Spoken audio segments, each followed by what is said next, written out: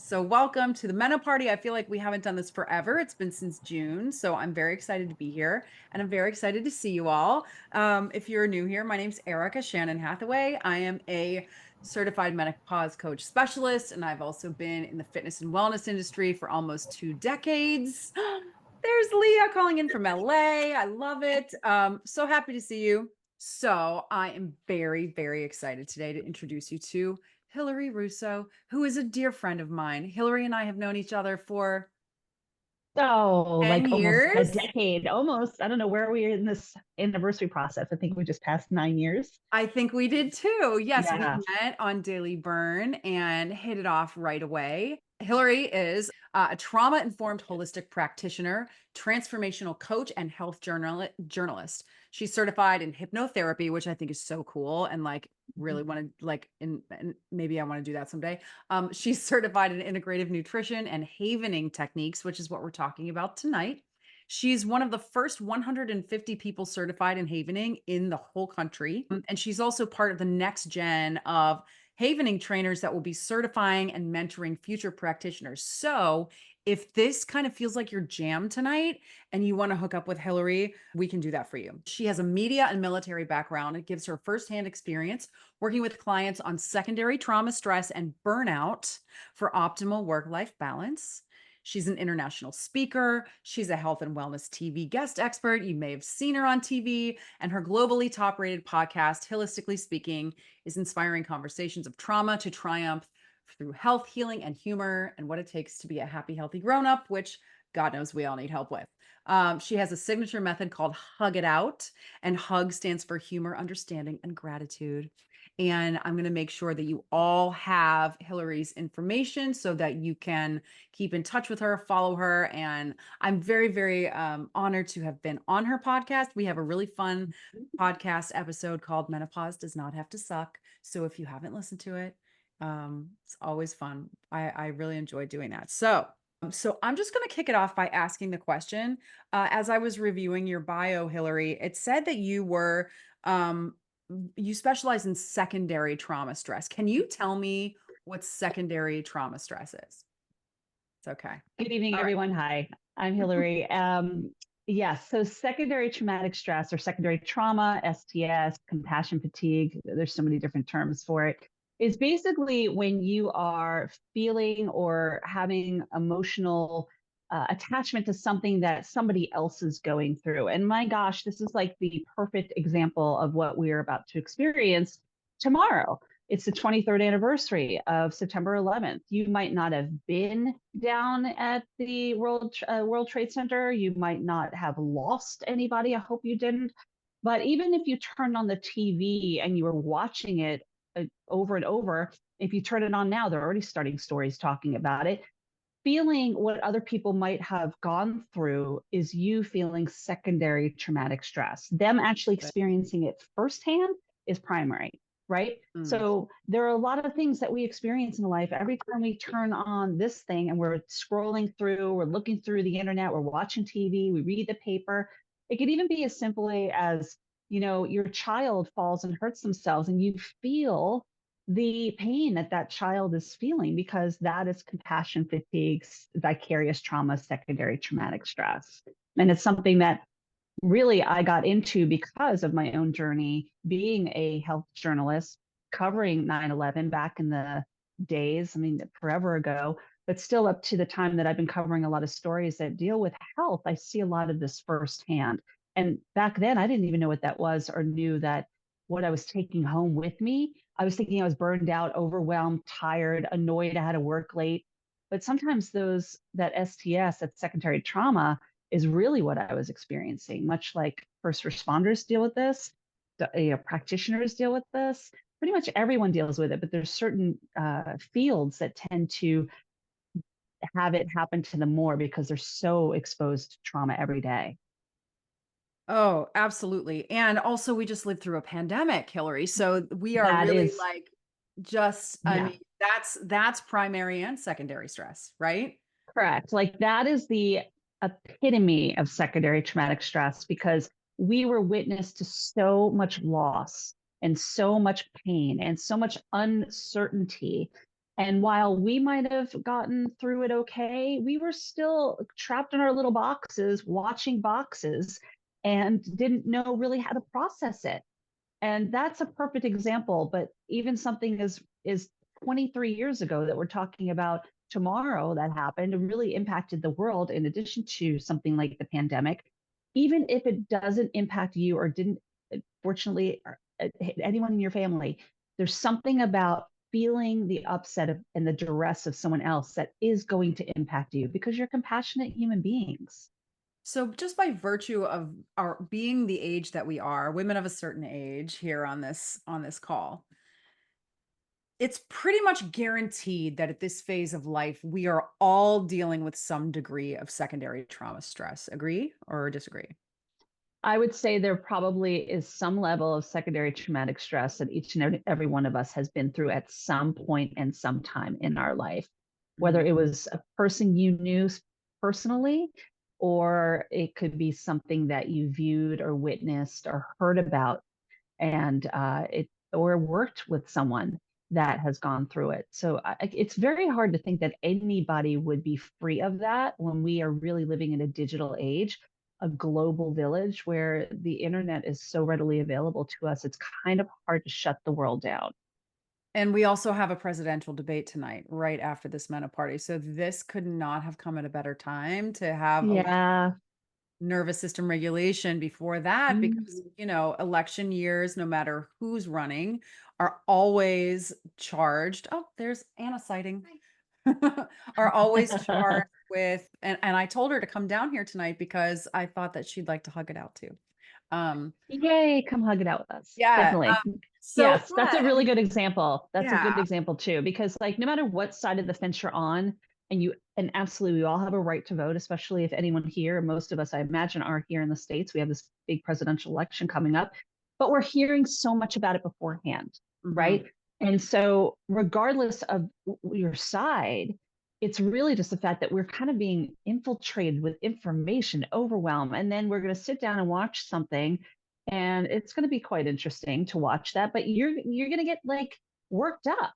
Yeah, You hear something that doesn't resonate with you, you hear something somebody said, and you're like, what did they just say? yeah. It could impact you. So really just having tools to self-regulate and self-care, because it's all about safety. When it all comes back to it, it is about safety and putting this little amygdala of ours, we call her Amy, letting Amy know that she's safe and protected, because that's why we're alive. If Amy was constantly okay petting the saber-toothed tiger millions of years ago, we wouldn't be here on the planet today, because it's all about keeping us out of danger, right? So Yeah. even emotional danger. And that's what we feel when our body gets worked up, whether it's menopause, secondary traumatic stress, or anything that happens in our everyday lives. And also the effects that menopause has on the brain. There are Oh, yeah. so many effects that menopause has on the brain. When we lose estrogen, it messes with all the levels in our hippocampus and in our Mhm. prefrontal cortex, and can cause things, um, depression, anxiety, panic attacks, brain fog, ADHD. And those things don't make us feel safe, because all of a Mhm. sudden our faculties that we thought we knew, are, and our bodies and our brains are failing us. So in Yeah. a way, it's like something we can't escape. I just want to ask you, how many of you, just show of hands, have felt an increase of anxiety or stress during perimenopause or menopause? Okay, that's pretty much everybody. Right. Does anyone have any questions about that for Hillary? Or does anybody want to share their experience of what they've been going through, or um, anything you'd like to share? And if not, that's okay. But before we get into how to fix it, I thought that maybe we could kind of get into where it's coming from.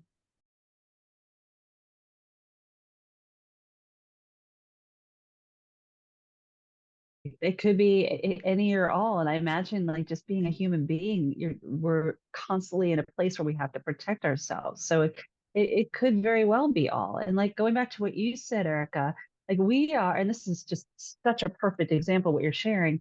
Like we're in that sandwich generation now, right? Like you're a parent yourself, Hmm. you have a parent you're caring for, and you're right in the middle. And I totally get where you're coming from, because I too have a partner who is an only child and everything is on him. And Hmm. while we're not at that stage yet, it's still the stress of like suddenly you're playing the parent role.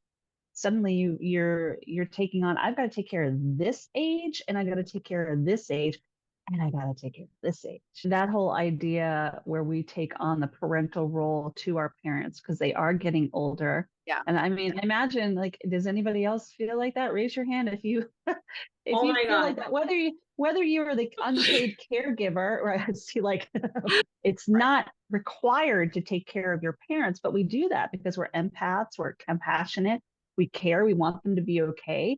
Yeah. And when you say something like, what if they do this, what if they do that, it's really about reframing too. And that's where you can use techniques like we're going to do with Little Havening is, but what if it doesn't? Like, what if you take a step back and realize that they raised you? They were on this planet too. Like they're making a choice to take this trip. Hmm. What if you allow yourself to give them that choice? Yeah. And then I choose to give them that choice. And I'm giving them that choice. Like I'm releasing that burden that really isn't on you anyway. Right. Yes, And it's a absolutely. hard thing to do, but it's possible. Just takes a little work to change the brain because we constantly are feeling unsafe. And it could also be going back to that inner child too, right? Oh my Yes. gosh, what if something happens to them? Who's going to take care of me? It's not Erika in her menopausal years. It's Erika, the inner child that feels like, what if I lose my mom or dad? Mm. Well, and We I'm really need just to get in looking touch at with the that side of chat right ourselves. now, and I'm looking at Nicole. She just said, for me, I took a leave from work in 2018 to help my mom who was sick in the hospital, and she passed away. And then she had to deal Mm, with the house and the bills and everything. yeah. And then she's had anxiety about going back, to normal. So she's trying to open her own business. Shout out to you, Nicole. Yeah, Yeah. starting your own business is not for the weak of heart. But with all the trauma, it kicked off her perimenopause and she's put weight on. I think Mhm. that we can all relate to that story on Yeah. some level. I know, and I know Happy, how happy much cortisol. cortisol, and cortisol is Oh, such a cortisol. villain for perimenopause because cortisol is the stress hormone. Cortisol is the hormone that causes inflammation in the body. Cortisol is the hormone that messes with our ability to stay asleep at night. It will Mhm.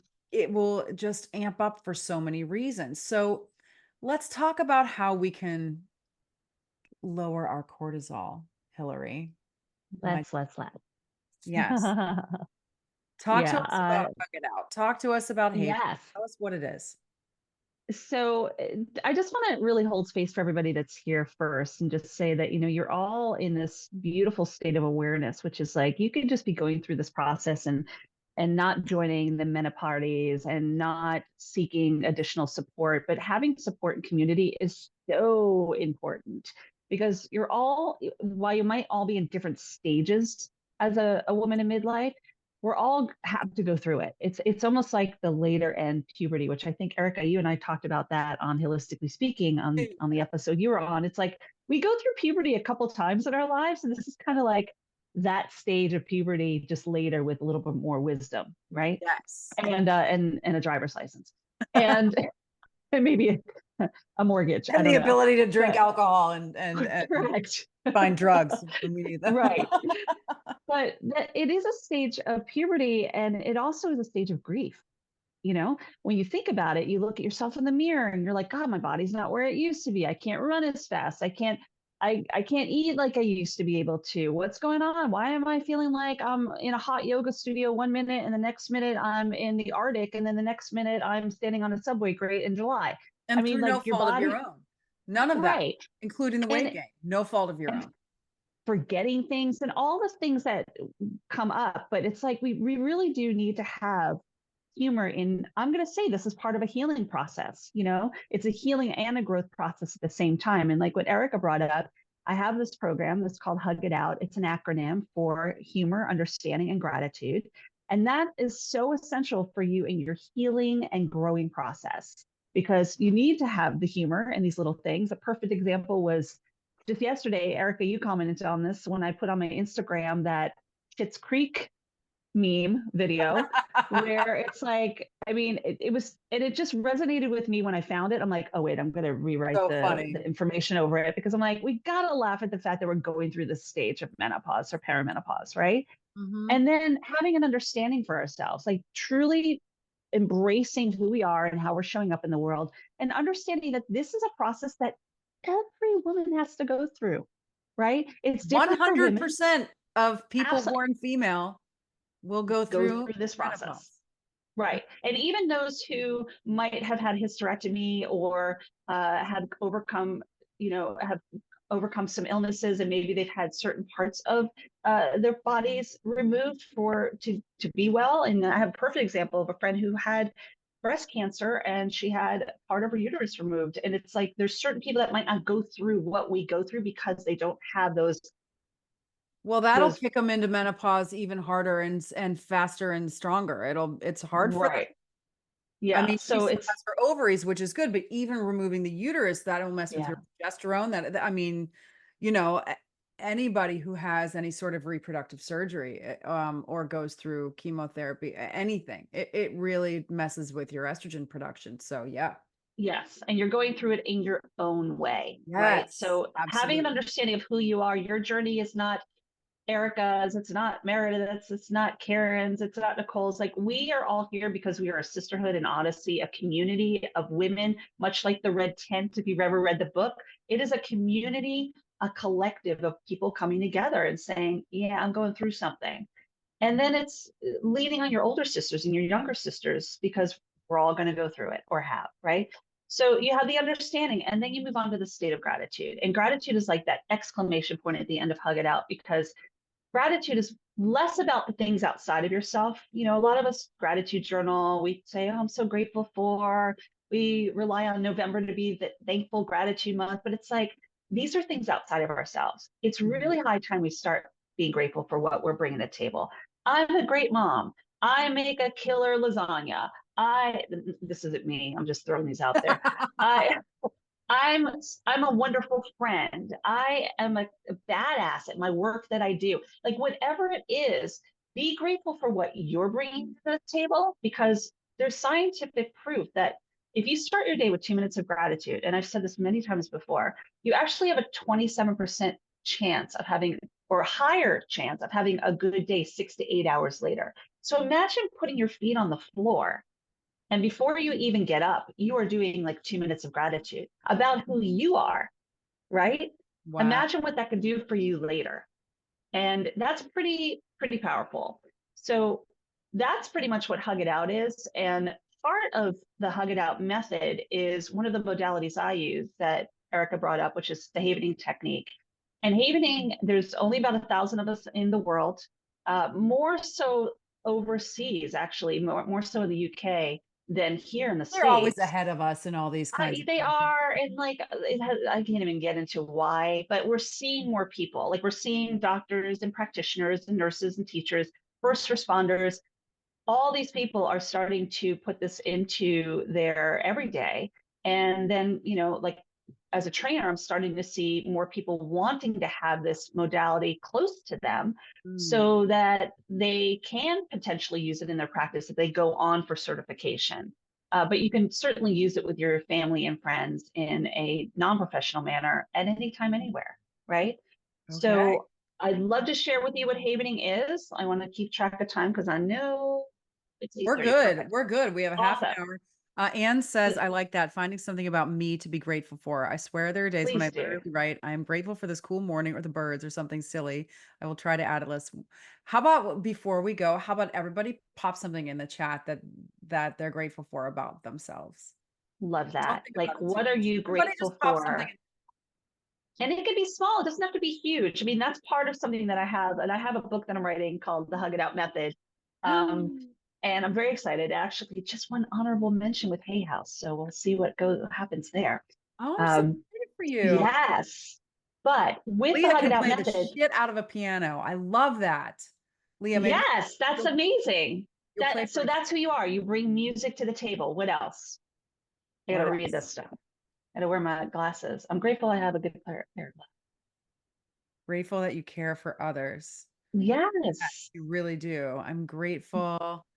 Good at looking for both sides of the story before forming an opinion. That is a superpower. That that is a I was superpower. able to be available for 6 months to help my mom with the death of your dad. Oh, that is Beautiful. just That's priceless. beautiful. Yeah, that's Grateful for beautiful. my sense of humor. I'm grateful for you, Heather Stewart. Grateful that I can still sing the way I did before thyroid surgery. Are you a singer? Me She too. is a Grammy award-winning opera singer from the Metropolitan Opera. Just Oh, saying. excuse me. Badass Thank on my you. Menoparty. Damn. Grateful, yes, you can advocate for yourself and others. Grateful that you are in no way shy. Amen. That you care for others. Just breathe and Yeah, move every day. These are so good. so Grateful good. for your health journey and a strong body. Yes. I'm grateful that I can share this information of havening and that it's something that truly is the gift that keeps on giving. So thank you for that. Well, let's Yeah. get into it. Yeah. Gratitude is a powerful thing, my friends. And I encourage you as part of hugging it out with yourself to start your day every day with, even if it's 1 to 5 things that you're grateful for about yourself, and see what happens. See what Okay. happens. Can you say what the Okay. you and the G are? The Humor, you and the so understanding. humor, understanding, and gratitude. Havening. Havening is a beautiful, nurturing psychosensory approach that uses touch and positive thought and pleasant distraction to rewire the brain. Has anyone in here ever tried havening or knows what it is at least? Raise your hand. I know there's a couple in here. But so havening is something that I learned about 7 to 8 years ago. I studied with the co-developing doctors, Dr. Stephen Ron Rudin. One is a Harvard internist. They're twins. The other is a dentist.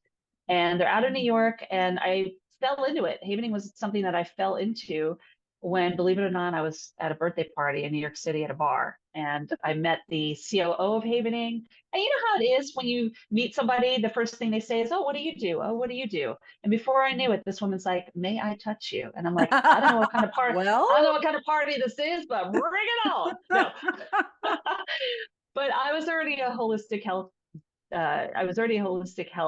practitioner. I was a health journalist, and I was intrigued because the neuroscience intrigues me.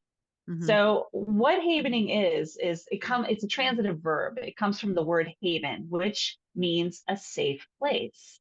So mhm, we create these safe environments around us, right? Our home, our bedroom, places we like to visit. Just we have our respites, right, that are around us, the town we live in, but we rarely try to create that safe place right here.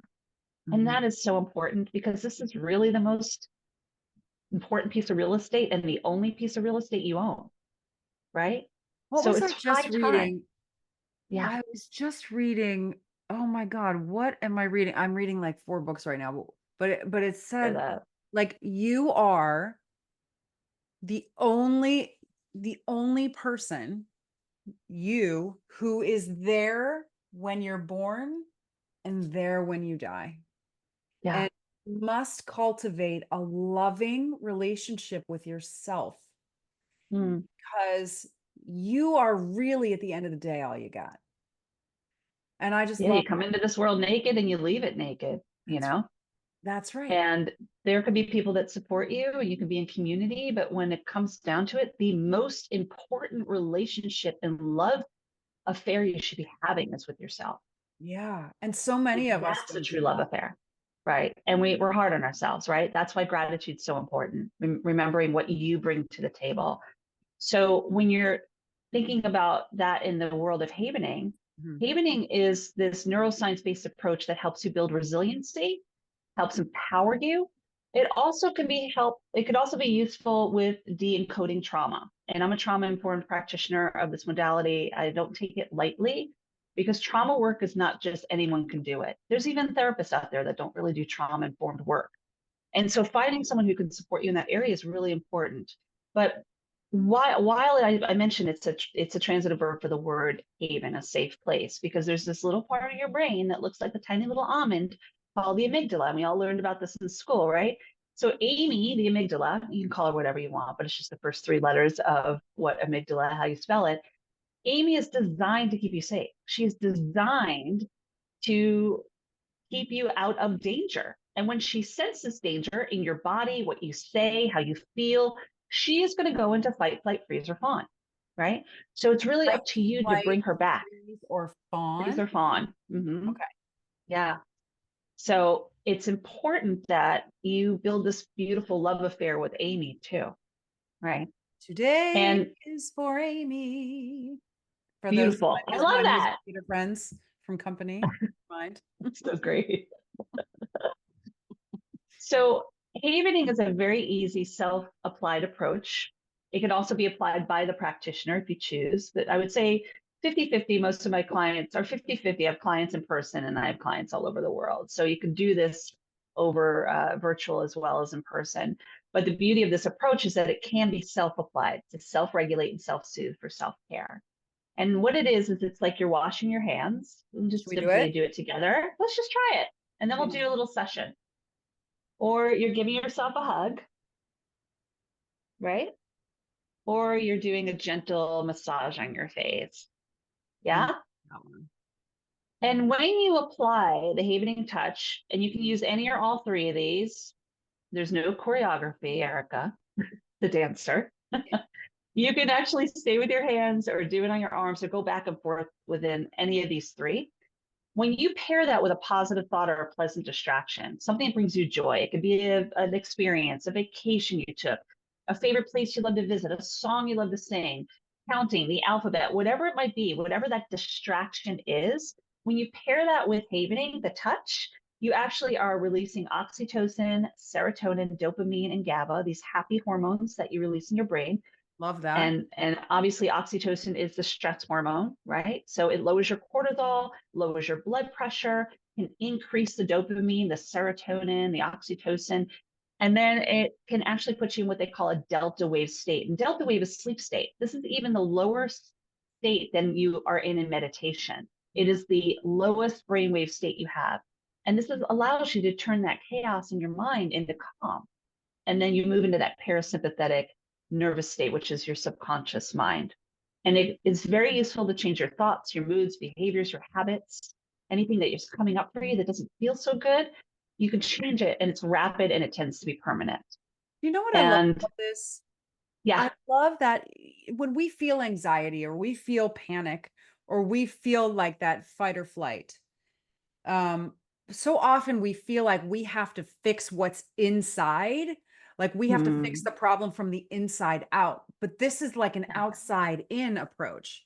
And mm, I think that using a combination of those two things is probably so powerful. Do you have yeah. any thoughts about that? Or I mean, I love, Well, it's touch. I mean, yeah, touch the is so outside. important and essential for connection, human connection. And think about it. The first time you were put in your guardian's hands, your parent, your mom's hands, or you holding your child for the first time, if you've been blessed enough to have a child, that's the oxytocin, putting that child against your chest. So it's the same thing. You're creating a self-love, self-mothering, self-nurturing approach for yourself, right? So again, it's like you're washing your hands, giving yourself a hug, you're hugging it out, or you're doing it on your face. Mhm. And if try this even, if you do it this way, like not just like this, it feels different. It's like someone else is touching you. Ooh, And fun. it gives you a little like warm and fuzzies, right? Mhm. It's like when But you were a teenager and you used to do this. Is that the same? yes. So, what I would love for you to do, you know how to haven now, right? It's washing your hands, giving yourself a hug, or even gently touching your face. Again, you can do any or all three of these, no choreography. Just do what feels best to you, what feels like the most nurturing, right? And what I want you to do now that you know what it is, I want you to think of something in your mind that maybe is causing you some unrest. And from a scale of 0 to 10, and I call zero namaste all day doesn't bother you at all, to 10 off the charts, right? So I want you to fall somewhere in the middle. Maybe it's between like a 4 and a 7. Find something. I don't want anything too traumatic because I don't do trauma work in groups. That's not a smart thing to do.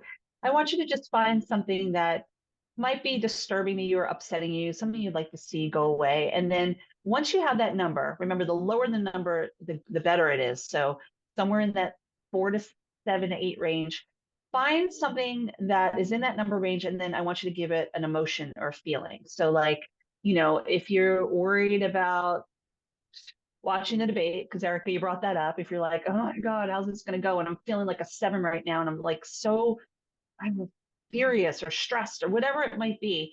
Then you put that in the chat. I'm at a 7 and I'm frustrated or furious.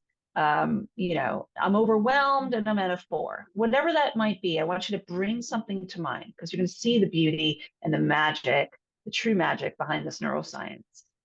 And put that So in the chat. you want people Put to it in the chat. put in the chat the number Put and in the the chat. feeling. Yeah. And I do this every month in my Havening happy hours, which I run every month, similar to like a Menoparty. Like we all have these beautiful communities. I have people put it in and you get to see where you are now and where you can be in a matter of minutes. Yeah. So I'm starting to see some things coming down. I'm at a 6, uncertainty, overwhelm at a 6, angry, 7, nervous, 5, anxious, 7. The beauty of Havening is also you don't even need to share with your practitioner what that is. We go to traditional therapy a lot in psychotherapy and we talk and talk and talk and we can re-trigger and re-traumatize. Sometimes we just don't want to do that, right? I will say when I work with clients, 99.999%, they do share because they love the connection and we're doing more than just havening, but you don't have to. So we're seeing angry, uncertainty, confused, annoyed, resentful, overwhelmed. Thank you for sharing, everyone. These are all valid and they mean something. And I just want you to know that you have the ability to change your thoughts, moods, behaviors, and habits around that, okay? So with that being said, I'm going to try the music. Let's see if it works, because sometimes having a little spa music is nice. And if not, you don't need it. Can you hear anything? I don't think you can hear anything. Yeah? Yay. Is it too loud? Okay, we'll leave it kind of a little lower. Now what I want you to do is I want you to find a place that brings you peace and calm and joy. It could be an experience. It could be somewhere that you just love to go or something that just, when you think about it, the word comes to mind is like, right? It could just even be sitting on your bed with your kitties. Whatever that might be, find that place. And a beautiful example might be, I love going to the beach. And then what I want you to do when we get ready to step into the experience of being in that place, I'm going to count to 20.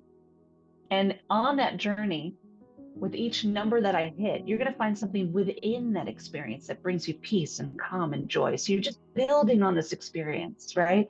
Like a movie that you're just suddenly the star of.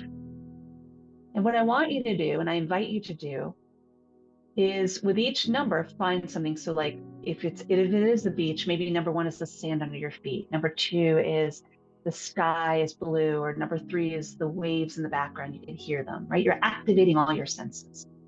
But if you can, I want you to just close your eyes. And from this point on, you're just going to haven. So remember, hands, arms, face. And if you do have a problem visualizing, if there's anyone in the room that doesn't visualize well, just find a focal point to look at straight ahead, or things in your room that actually bring you peace and calm and joy.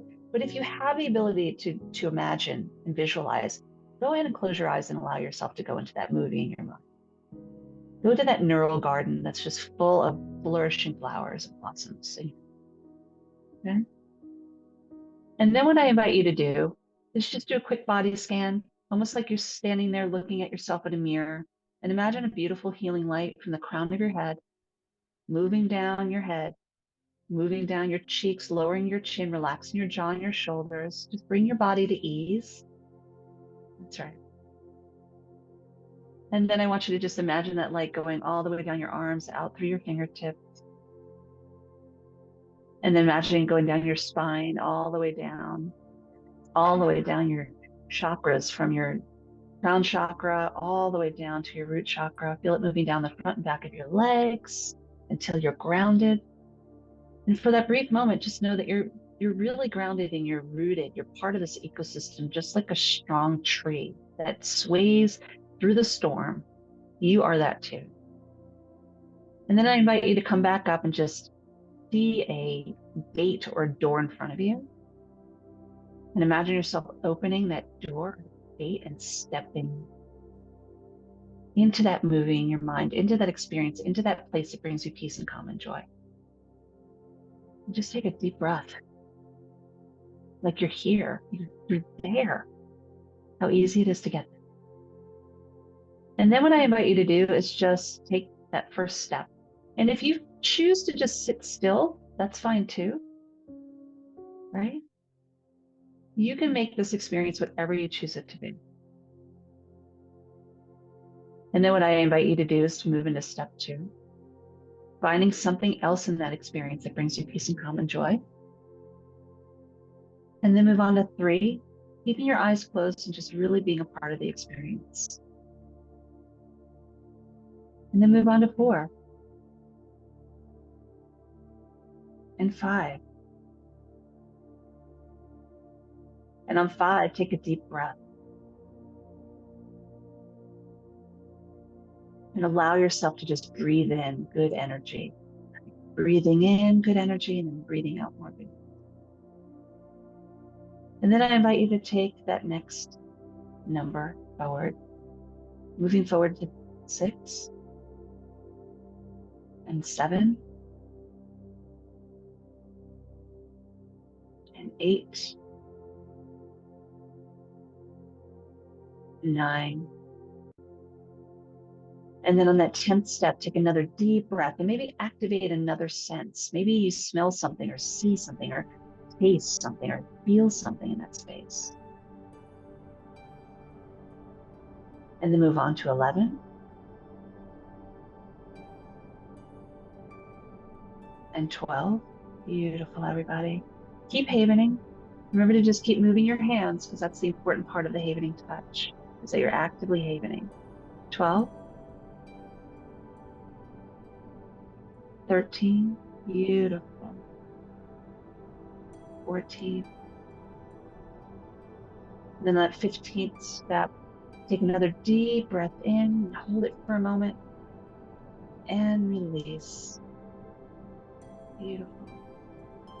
And then move on to 16 and 17 and 18 and 19, feeling lighter and calmer, more connected. And then move to 20. And on that 20th step, step into your power, turn around in your mind's eye with your eyes still closed, and just see how far you've come. How beautiful it is and how far you have come, and how easy it is to change your thoughts, moods, behaviors, and habits. Hold grace for yourself. Beautiful. And then take another deep breath in and release. And one more deep breath in, feeling lighter and calmer, more connected, and release. And then whenever you're ready, you can relax your hands in your lap. And what I invite you to do is when you open your eyes, put in the chat what number you're at now. Remember, the lower the number is namaste all day, the higher is triggering. And then the word that you are feeling right in this moment. Like, don't think too much about it. First thing that comes to mind, what's the number and the emotion that you have right now? Yeah, that sounds about right.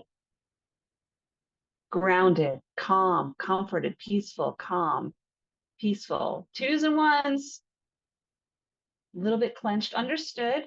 Sometimes doing something for the first time, you're moving through it. We would do a little more havening on that if you're feeling that way. Beautiful. So we're seeing a lot of numbers that came, well, actually every number came down. And all the words that we're seeing, almost all of them, are truly showing how easy it is to change your thoughts, moods, behaviors, and habits rapidly. Yeah. But yeah, and if you look too closely at it, and I'll bring this up as an example, Sarah says that I get frustrated again, right? Because you're going back to your conscious mind. You're in your subconscious in the moment, you're fighting against that higher self. Same thing with I'm a bit clenched, right? Jamie, you mentioned that. And thank you so much for being open and honest about everything, even when you first started and now. Like, this is just that higher self that knows where to go. But the minute we come back to the conscious mind, we're like, ah, ah, right? You know, and it just takes a little work. But when you do this over time, and really it isn't in as little as one session, that it can actually really change the trajectory of everything. When you're feeling that clench or when you're feeling a bit frustrated, just go back into it, pick something else out, do the alphabet, count to 20, count back from 100 by twos, any kind of distraction, and when I work with people, I'll get to know them. I take the health history, and if they love to sing, I might have them sing a song. Suddenly they're out of the element of what's causing them the upset. So you can continue to do these distractions while you're doing the havening. And before you know it, you're like, I forgot what I was bothered by. Like, Yeah. what? You're trying to grab for it in a way. And I remember the first time I was havened, I was on stage at the havening workshop, my 2 day just learning about the fundamentals. I was havened by Dr. Rudin, one of the Rudins, about the death of my dad, and then later about the jaw surgery that I had. And that day, 17 years later, after losing my dad, which I held on to, and it was so hard, and I didn't know how to grieve right, I have not looked at that situation the same, because it's rewiring your brain. It's really the purest form of neuroplasticity, you know? It doesn't mean it takes away the grief and the upset. It just changes how you're able to look at it and de-encodes the trauma, That was which is amazing.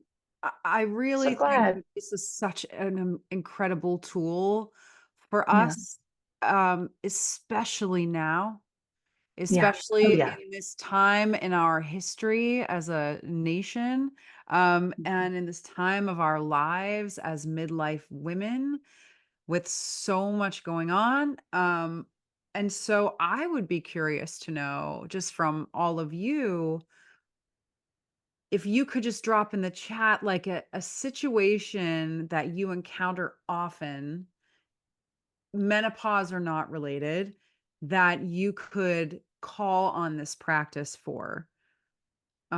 Because I think once we connect the dots to be like, oh yeah, I have this tool now in my toolbox, I can actually use that. But it's Mm. just about linking the things. Stuck in traffic. Oh, Meredith. I hear that. That's a good one. Yeah, That obviously is a it's good not easy one. to haven while you're driving, but there are times I'm sitting in a traffic light or I'm in traffic and I will haven myself. But yeah, and coming back to what you're saying, Erica, there is actually nothing that can't be haven. Like, we have found that there's no adverse reactions. There is no situation that cannot be haven. I have sleep apnea. I'm very open about it, especially since I just found out last year. I use it for sleep. I use it to put myself to sleep. I envision myself on a comfortable bed, on a bed of clouds. I count to 20. I mean, there's science behind the whole counting sheep.